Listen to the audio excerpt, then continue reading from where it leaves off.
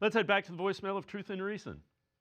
What's up, Dave? Taylor from Columbus. I just saw that the Browns are going to have a roughly $24 million dead cap hit if they don't keep Njoku and release him. I don't understand if they're already going to pay him directly or inadvertently. I don't fully understand how this works, but why not keep a functioning tight end who has shown he can be a key contributor to the offense as long as they have good quarterback play? Please explain this to me.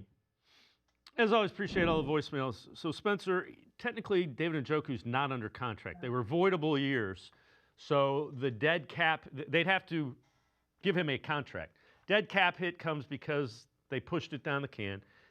Post June 1st, if they cut him, which is what the designation will be, they can spread it out over 2 years, so it's not $24 million in 1 year. The bottom line is they're not going to pay somebody $10, $8 million to be the second guy. They're going to get a $2-3 million guy that blocks a whole lot more, and hopefully David Njoku hadn't been healthy the last couple of years, and if he is, he's a really good tight end, but you got Harold Fannin now. Yeah, I think the health part of it is the biggest thing, right? Like the last 2 years have been sort of a massive setback for David Njoku, and he just wasn't the same player that he was the year he made the Pro Bowl. And like you said, the best, maybe not exactly what like you said, but the best ability is availability. And they weren't going to pay a guy that the figure that you were bringing up to do that. In terms of the dead money, because I think there is the cap's always hard. I get it. Like, you know, you've got people who just follow this team and don't really get into the minutia of that stuff. I get why it's confusing. Technically, because of those void years that they tacked on, it kind of created this opportunity where you can keep him till a certain date of the new league year this year, which I believe is like March 13th.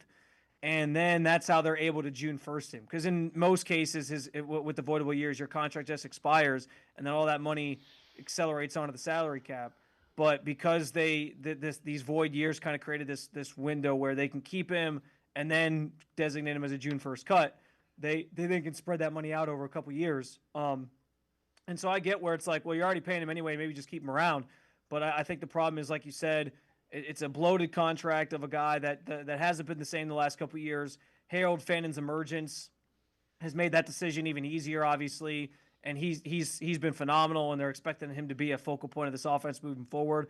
And you just got to kind of find that sidekick to him and somebody that can kind of play alongside him at that tight end spot. Todd Monken in Baltimore the last couple of years, the Browns ran a ton of 12 personnel.